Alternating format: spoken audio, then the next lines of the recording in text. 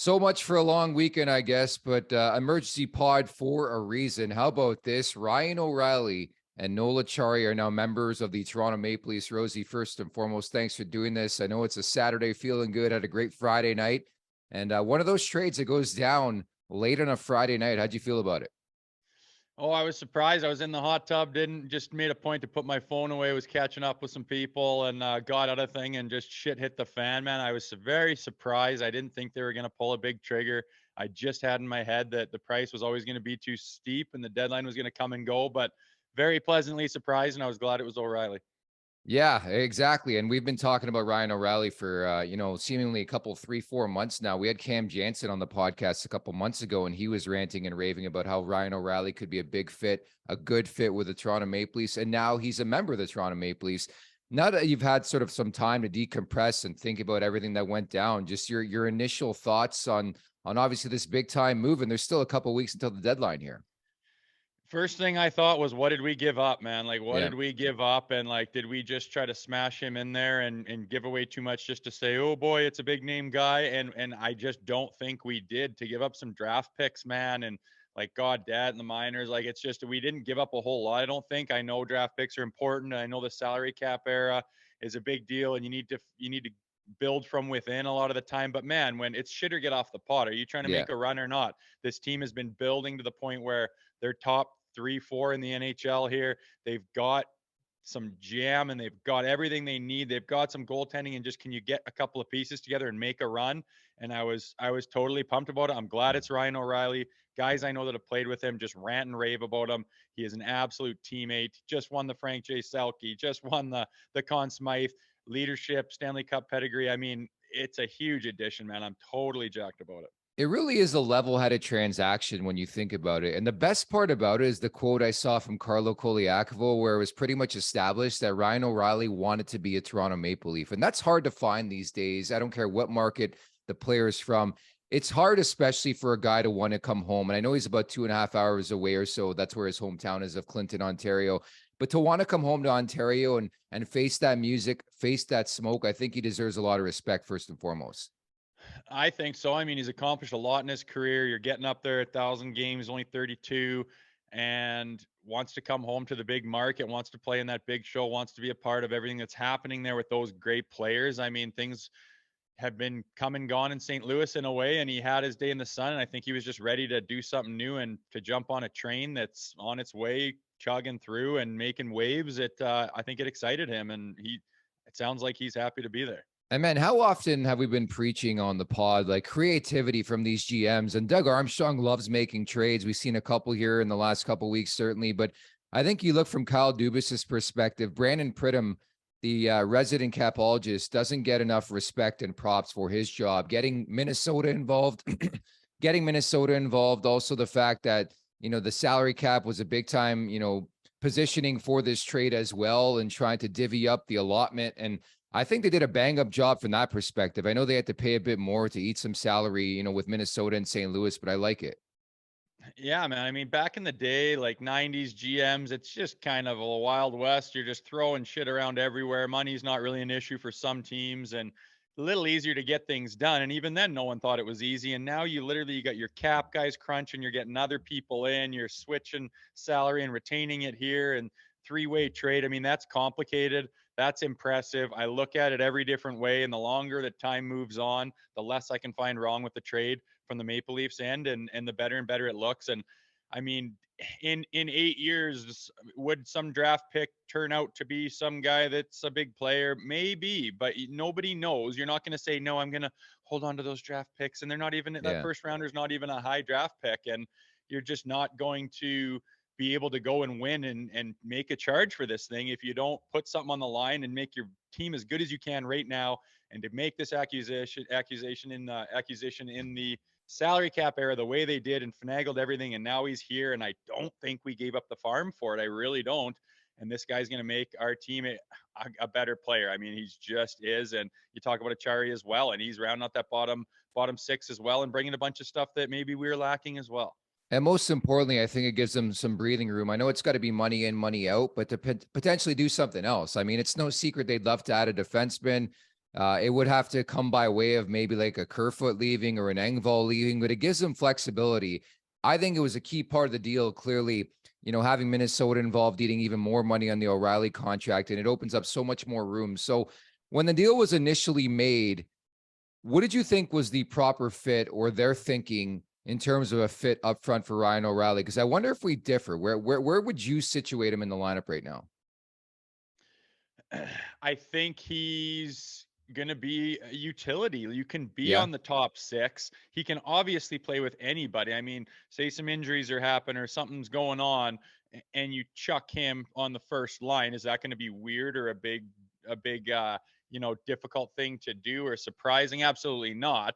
But at this point in time, with the way they're rolling up there and him being such a team guy and having the understanding of what it takes to win a Stanley Cup and what that looks like, if he wants to be situated on the third line to start or maybe for the majority of the time or whatever, I think he's happy with that. You can roll those lines a lot. It's not like his ice time is going to be diminished, Yeah. and he can fill in that role big time and make the guys around him much better. And again, like I said, jump up and down with some different players. I think Keefe's famous for mixing it up, and we got a bunch of games left before the playoffs where you can start trying to figure out where that leads to. Yeah, and to be fair, like I think when the deal went down, a lot of people are like 3C Ryan O'Reilly. I'm not sure I see him right now as a third line center. And Sheldon Keefe spoke earlier as we record this in the morning skate and pretty much said they're going to try him. Like he's versatile. I think initially I would try him on the second line. You've been looking for that winger for JT and Marner for like 3 years. Who better than Ryan O'Reilly, who is going to be sort of a versatile guy, Swiss Army type guy, and reliable defensively. You pair him with a John Tavares. I like that fit. But then you also have the benefit, push comes to shove in a matchup game, Rosie, in the Stanley Cup playoffs against Tampa. You can afford to have O'Reilly as your third line center too. Totally, man. It's a versatility thing, and just just imagine that line. Like, look at the combinations you could throw in, Yeah. and any line in the top six where you insert Ryan O'Reilly, you're just like, are you kidding me? Like that is a deadly, deadly line. And then you're able to fill out your forwards, like you said, on the third line if he's kind of in that bottom six. I mean, the sky's the limit, and it's just going to come down to say you throw him with a Johnny T and whoever, like Marner, Nylander, or whatever, and all of a sudden, does that work out chemistry wise? Are they in the places that make sense to the other one? Do they go into places in certain situations, goal scoring situations, where it's like that's kind of a weird place to be right now, or whatever? Do they just click?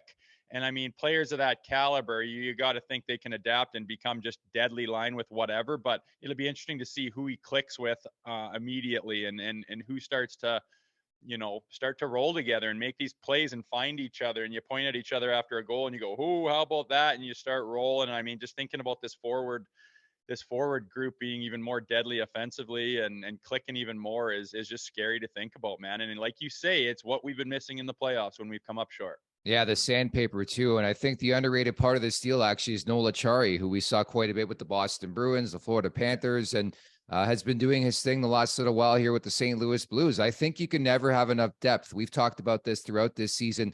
The common misconception with this Leafs team and their ungluing in the Stanley Cup playoffs recently hasn't been their defense, hasn't been their goaltending. It's been the lack of depth, lack of scoring from their big boys when it matters most. So you add O'Reilly, you add a guy like Noel Acciari who's going to firmly fit in your bottom six, and he brings a bit of sandpaper, and both guys can play the PK. Like I think you could always use a boost from that perspective. So I look at it as a win, quite frankly. Like very seldom do you look at a trade on the surface and say, "Hey, they won that trade," but I feel really good about what Kyle Dubas did here. Yeah, I'm glad to hear you say that. I know you're not his biggest fan, but I think you're being fair, man. Like usually you have that trade and you're like, yeah, it's nice to have this guy, but it stings to give up Yeah. this, and I hope this works out. And usually that's how trades go down, because there's no one that's going to take the short end of the stick, or the deal just doesn't go through. And for whatever reason, it just lined up and the stars aligned and teams were looking for this and looking for that. And we were just in a part of it and we got what we wanted. And I think you're hard pressed to be mad at this trade. If you are, then I think you're just kind of a naysayer, and you were probably the guy saying, this team's not good enough to get it done again, and too many holes in the lineup, blah, blah. Okay, so he makes a big splash. You're like, well, you can't be giving up draft picks. Well, then if you're that guy, then I just don't really have time for it, because you're just a naysayer and you're just going to find holes in anything you can just to be negative, basically. I think even those people are going to have trouble having problems with this trade. And I mean, Yeah. I know the proof's going to be in the pudding, and we'll see how this works out. But man, it's a good feeling to get that acquisition, and I'm just shocked at how little we had to give up. Yeah, and that's the thing. It's got that all-in approach, very similar to the Florida Panthers last year. I know the picks are involved, but Yeah. the fact that you made a transaction this big and don't include Matthew Nyes or Niemela or one of your big-time prospects is a big-time win for me, Rosie. Yeah, and I mean, we were talking about like some of the other things that allow this to happen with Acciari coming in and being able to be the guy that blocks some shots and bangs a little bit, and like, Yeah. that's the kind of stuff that just builds momentum and gets the boys on their feet on the bench and stuff. And he can play with that sandpaper and a little bit of an edge, and you kind of rounded that out. And I was worried about getting rid of Nyes and having to do that and being like, man, that's going to be one that maybe stings in 5 years when he's just an absolute stud in the Yeah. league. And you're like, we kind of had him, and we didn't have to do that. Imagine he still comes in I and know. rounds out that bottom 6 too. All of a sudden it's like, and then maybe get a defenseman if he can find some way to justify adding to the defenseman. I think that Muzzin injury is still hurting us, and you round out that D, all of a sudden I'm like, we are a weapon right now, and we're one that if things go well, and if you can click and you don't run into the fucking frustrating problems we've had in the past years where you just can't score that big goal. I mean, you look at the roster, like, are you kidding me? That just cannot be a problem anymore. I think we can just make a run at this. We can fucking run through Tampa. Like, I mean, we're capable of beating Boston when we're banged up without the additions and everything. So sky's the limit right now. I'm just really happy and excited, man. It's my first time being in the media with this big trade deadline, and I just, to the anticipation and see triggers pulled. It's more exciting on this side of it than it is as a fan or even as a player, to be honest. Yeah, there's an adrenaline rush. Like, I won't lie. I was at the bar last night when this deal went down, and like everybody, people were trying to talk to me, friends and randoms trying to talk to the kid over at Two Cats on King West. And they're like, why is your head buried in your phone? I'm like, there was just a big trade in the NHL, and one was involving, a team that I cover in the Toronto Maple Leafs. And like, they couldn't put their finger around what was happening. They're like, what happened? I was like, Ryan O'Reilly is a member of the Toronto Maple Leafs. Like, I still say that. I'm like, it's crazy. Like, you often become in love with a certain player that you said, this guy would be a perfect fit on said team. And then it comes to fruition. There's sort of a bit of a shock value. I think until we see these guys play, especially Ryan O'Reilly, like it's going to be weird to like think of that name and know he's on this Maple Leafs roster. It is going to be interesting. It'll be cool to see him in that uniform and see him tapping the boys and getting out there for his first game. And I just hear that this guy is just a beauty. The guys love him in the team. He's kind of like a player's guy, a guy's guy. I mean, he goes out and gasses beers with the guy. He's got that big leadership stuff. Guys would want to go through a wall for him. Guys that will be in touch with him forever is a guy like him who's on that team. And it's just everything I know about this guy and watching him play and his history and his pedigree is just wicked. And to see him come to Toronto and having a Maple Leafs uniform on and seeing what they can do is just fucking exciting. Let me ask you this as a former player. How uplifting is it to a room when you get an addition of this magnitude? Yeah, I mean, no matter what team it is and what player comes in, everyone's kind of eyebrows raised and we're like, who? And everyone's kind of like, oh, and what did we give up? Dude, Because did you like, see John Tavares is his quote? The guy was fucking sleeping. Is that not John Tavares? He said he woke up to the news. This trade happened at like 10:30 last night. That is the most professional thing I've ever heard. This guy was tucked away in bed. I know he's got a family, but a big game on Hockey Night in Canada. That's so John Tavares. He was sleeping when it happened. 10:30, you're starting to put the lights off and tell the babes to put the phone down and turn the See you Netflix later. off. I mean, he's the consummate professional. It doesn't Yeah. surprise me at all. But it is just it's exciting. Like when it hit my phone, I was just, you do one of those shake your heads like, what happened? And just start scrambling through Twitter and everything else, man. It's exciting. I'm jacked about it. I can't wait. He's gonna play tonight, as I understand, or was Yep. that false? No, they're both in the Jesus. lineup tonight. So I think so. I was getting at like from a player's perspective, a guy like, does that go a long way? Like we talked about JT, some other guys are really fired up. I know Sheldon Keefe said it was hard to sleep last night. Like that has to be so uplifting. It's very similar to what we're seeing with the New York Rangers right now. They've won 7 in a row and they've won 4 in a row since acquiring Vladimir Tarasenko. Yeah, and yeah, I got off track, but like when Yeah. that room's there and you're battling in the room and the season's going on and you're all tight and maybe the team's doing good or not, but that's not really indicative of how tight that room is and how everyone gets along. So you bring in a piece And it's like, whoa, and you're kind of, everyone's introducing themselves to him, and Yeah. who does he chat with first, and who do they put him beside in the locker room, and all these different things. And you got to think there's that going on for sure. But then it's like, we're getting who, and what is he capable of, and what's his background, what's his history. And it's like, holy fuck. And I believe he's the kind of guy that's just going to walk in with a big smile on his face and a missing tooth and just start shaking everyone's hand and getting ready for the fucking game or for the practice or rolling it out with the boys, and just an instant addition. He just what I know of, that's why he was the captain on a Stanley Cup winning team. He's just a wicked guy to have around. I think he's going to fit in really well, and the guys were probably pretty excited that they didn't have to ship anyone off and say bye to someone while he puts his gear in a bag and fucking packs off, and all the wives and girlfriends are going, where are you going to live and when are you going to get to him, and the kids are in school, and there's all that shit going on. You don't have to deal with that. You're just bringing in a big piece, and it's just a wicked day in that locker room, I bet. He's old school too. He doesn't even wear a visor, man. Like how that's hard to Fucking A. find these days, man. Fucking A. It's gritty, He's eh? old school beauty. Every story I hear about this guy is just unbelievable. Like the party and after they won the cup and stuff, he's just a guy that you just want to know forever. And his wife's probably one of the better looking human beings I've ever seen in real life. So nice to have her in the bullpen too. I I knew you were gonna get that in there.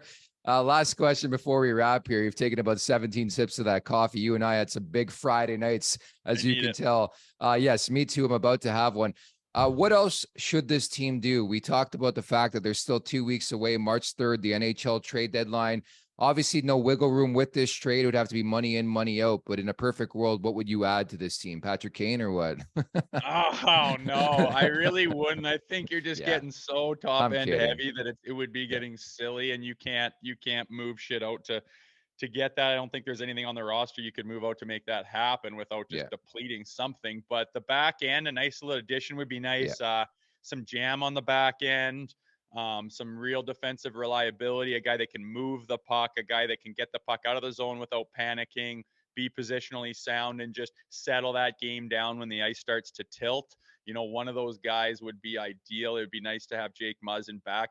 We already had that guy, and you got to try to maybe go out and get another one. And if they don't, I mean, statistically, our D looks pretty goddamn good when you match it up against the league.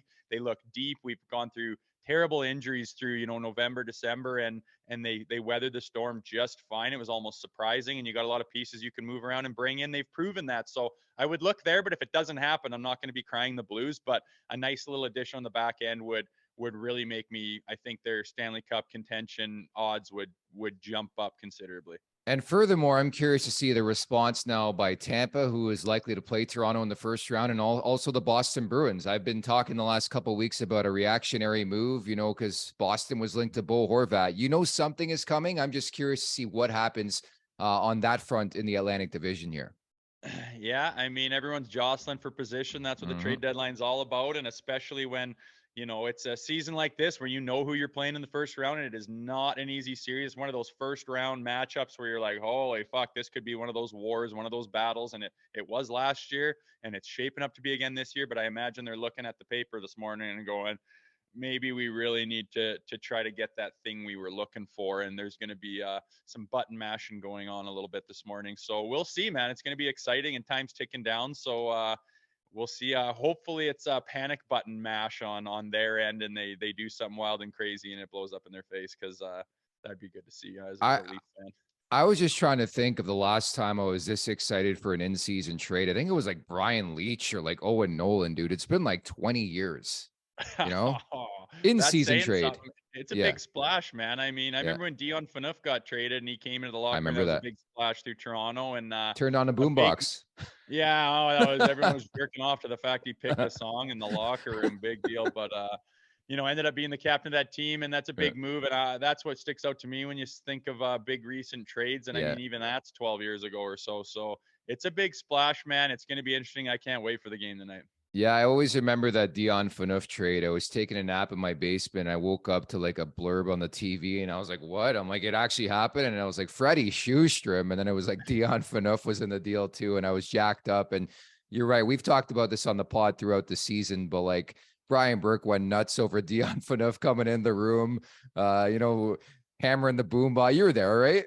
Oh yeah, I remember him doing it, and he's just kind of a loud, not center of the room thing. Yeah. And I kind of think he wanted to go in there and make his presence felt His early stamp. and say, hey, I'm going to be standing up saying some shit this year. And he Yeah. stood up and put on some tunes and said, let's get ready for practice kind of thing. And it wasn't a big show thing. It was just, he just had the gumption to stand up and not take his time in the locker room by being quiet for the first 3 days or whatever, which, okay, big deal. But everyone knows Dion Phaneuf is not shy. So, Yeah.